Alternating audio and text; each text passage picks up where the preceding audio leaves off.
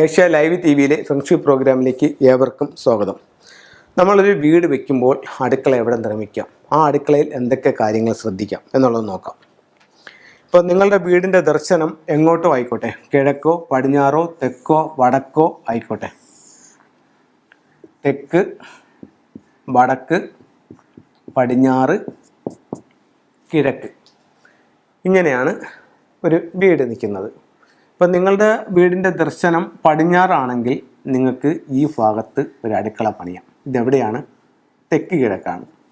നിങ്ങളുടെ വീടിൻ്റെ ദർശനം വടക്കോട്ടാണെങ്കിലും നിങ്ങൾക്ക് ഈ ഭാഗത്ത് ഒരു അടുക്കള പണിയാം. നിങ്ങളുടെ വീടിൻ്റെ ദർശനം കിഴക്കോട്ടാണെങ്കിലും നിങ്ങൾക്ക് ഈ ഭാഗത്ത് ഒരു അടുക്കള പണിയാം.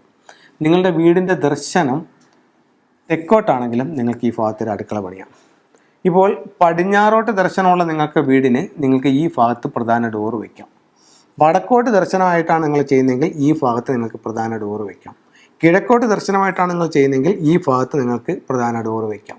തെക്കോട്ട് ദർശനമായിട്ടാണ് ചെയ്യുന്നതെങ്കിൽ ഈ ഭാഗത്ത്, അതായത് ഇതിൻ്റെ സെൻറ്റർ വിട്ടിട്ട് ഇപ്പുറത്ത് പ്രധാന ഡോറ് വയ്ക്കാം.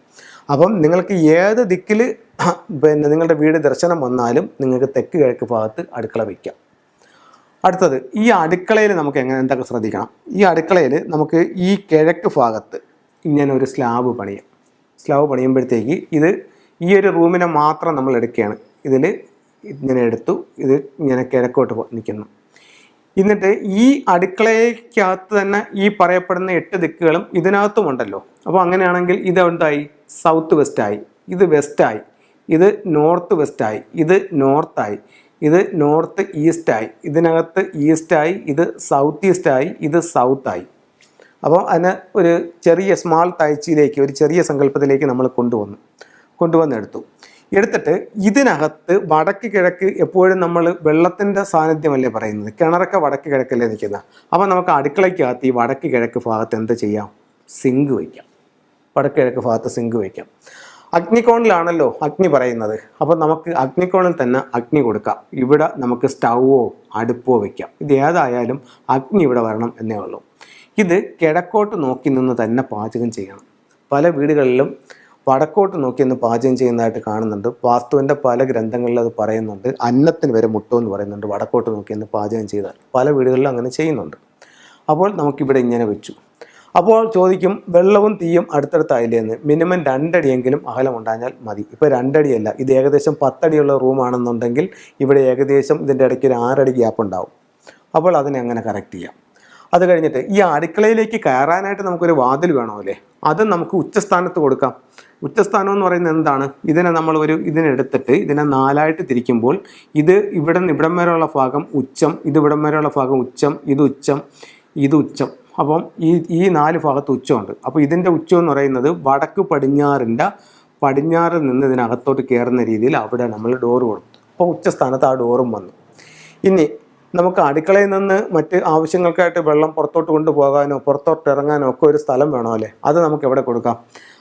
ഇതിനെ നമ്മളിങ്ങനെ 4ആയിട്ട് ഡിവൈഡ് ചെയ്തിട്ട് ഇതിൻ്റെ ഇത്രയും ഭാഗം നമുക്ക് ഉച്ചം കിട്ടിയില്ലേ എന്ന് പറയുന്നത് പോലെ ഇതിനെ എടുത്തിട്ട് ഇതിൻ്റെ ഇടയ്ക്കുള്ളൊരു ഭാഗത്തുനിന്ന് നമുക്ക് പുറത്തോട്ട് ഇറങ്ങാൻ ഡോറ് കൊടുക്കാം. അപ്പോൾ ആൾക്കാർ ചോദിക്കും, അയ്യോ തെക്കോട്ടിറങ്ങാൻ ഡോറുണ്ടോ? തെക്കോട്ടിറങ്ങുന്നതുകൊണ്ട് ഒരു കുഴപ്പവുമില്ല, ഉച്ചസ്ഥാനത്തായിരുന്നാൽ മാത്രം മതി, അതല്ലാതെ ഇറങ്ങണ്ട. ഇപ്പം ഞാൻ നേരത്തെ ഒരു പ്രോഗ്രാമിൽ പറഞ്ഞിട്ടുണ്ടായിരുന്നു, അടുത്ത സമയത്ത് ഒരു വീട് വെച്ച ഒരു പാർട്ടി എല്ലാ വാസ്തുവും കറക്റ്റ് ചെയ്ത് വെച്ചു.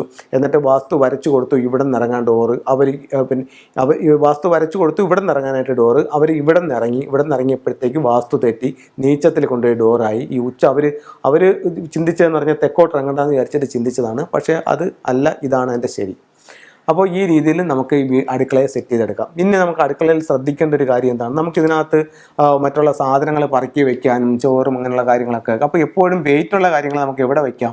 വെയിറ്റുള്ള കാര്യങ്ങൾ എന്ന് പറയുന്നത് തെക്കും പടിഞ്ഞാറും വയ്ക്കാം. അപ്പോൾ ഇങ്ങനൊരു സ്ലാബ് വേണമെങ്കിൽ നമുക്ക് പണിയാം. എന്നിട്ട് ഈ ഫുഡ് ഐറ്റംസും മറ്റുള്ള കാര്യങ്ങളെല്ലാം വെയിറ്റുള്ള സാധനങ്ങളും അങ്ങനെ എല്ലാ സാധനങ്ങളും ഇവിടെ കൊണ്ട് വയ്ക്കാം. ഇനി നമ്മൾ കിച്ചണിൽ കബോർഡ് പണിയുന്നുണ്ട്. കബോർഡ് പണിയുമ്പോൾ നമുക്ക് അവിടെ ശ്രദ്ധിക്കേണ്ട പ്രധാന കാരണം എന്ന് പറഞ്ഞാൽ റെഡ് കളർ. ഒരു കാരണവശാലും അടുക്കളയിൽ റെഡ് കളർ ഉപയോഗിക്കാൻ പാടില്ല. റെഡ് കളർ അടുക്കളയിൽ കൂടുതലായിട്ട് വന്നു കഴിഞ്ഞാൽ അഗ്നിബാധ ഉണ്ടാകുമെന്ന് പറയുന്നുണ്ട്. നേരത്തെയുള്ള പ്രോഗ്രാം കണ്ടിട്ട് പലരും വിളിച്ചു പറഞ്ഞിട്ടുണ്ട്, ഇതേക്ക് നമുക്ക് അടുക്കളയിൽ റെഡ് കളറായിരുന്നു, അവിടെ ഇന്ന പ്രശ്നങ്ങളുണ്ടായത് പലരും വിളിച്ചു പറഞ്ഞിട്ടുണ്ട്. അപ്പോൾ നമുക്ക് ഒരു കാരണവശാലും റെഡ് കളർ അടുക്കളയിൽ കൊടുക്കാനായിട്ട് പാടില്ല. ഇനി അടുക്കള എപ്പോഴും നല്ല വൃത്തിയും ശുദ്ധിയും ഉള്ളതായിരിക്കണം. മനസ്സിലായില്ലേ? അടുക്കള എപ്പോഴും നല്ല നീറ്റായിരിക്കണം. ഇത് തെക്ക് കിഴക്ക് ഭാഗത്തെന്ന് പറഞ്ഞു കഴിഞ്ഞാൽ നമ്മുടെ വാസ്തുപ്രകാരം ഇവിടെ ലക്ഷ്മി സങ്കല്പമുള്ള സ്ഥലമാണ്. അപ്പോൾ ഒരു വീട്ടിൻ്റെ ലക്ഷ്മി എന്ന് പറയുന്നത് ആരാണ്? ആ വീട്ടിലെ സ്ത്രീയാണ്. അപ്പോൾ ലക്ഷ്മി വിളങ്ങുന്ന ഇടമാണ് തെക്ക് കിഴക്ക്. അപ്പോൾ ഈ ഭാഗത്ത് ലക്ഷ്മിയുണ്ട്, ലക്ഷ്മി എന്ന് പറഞ്ഞാൽ സ്ത്രീയുണ്ട്. അപ്പോൾ ഈ ഭാഗത്ത് സ്ത്രീ വിളങ്ങുന്ന സ്ഥലമാണ്. അപ്പോൾ ഇവിടെ സ്ത്രീ നിന്ന് അവിടെ പാചകം ചെയ്ത് എടുത്താൽ കൃത്യസമയത്ത് നമുക്ക് ആ പാചകം ചെയ്ത് കിട്ടുകയും ചെയ്യും. അഗ്നിയുടെ ഏരിയയാണ്, പാചകം ചെയ്ത് കിട്ടുകയും ചെയ്യും. ആ ഭക്ഷണം നമുക്ക് നല്ല ഹെൽത്ത് ഉണ്ടാക്കുകയും ചെയ്യും. അപ്പോൾ എല്ലാ കാരണങ്ങളായാലും തെക്ക് കിഴക്ക് ഭാഗത്തൊരു അടുക്കള, ആ ഭാഗത്ത് നമുക്ക് അടുപ്പ് വയ്ക്കാം. ഇങ്ങനെയുള്ള രീതിയിൽ നിങ്ങൾക്ക് ഒരു നല്ല അടുക്കള സെറ്റ് ചെയ്യാം. ജീവിതത്തിലെ എല്ലാ ഉയർച്ചകളും നമ്മളുടെ ആ കിച്ചണിൽ നിന്നുണ്ടാവട്ടെ എന്ന് പ്രാർത്ഥിക്കുന്നു. 1-2 ടൂളുകളിലേക്ക് നമുക്ക് പോകാം.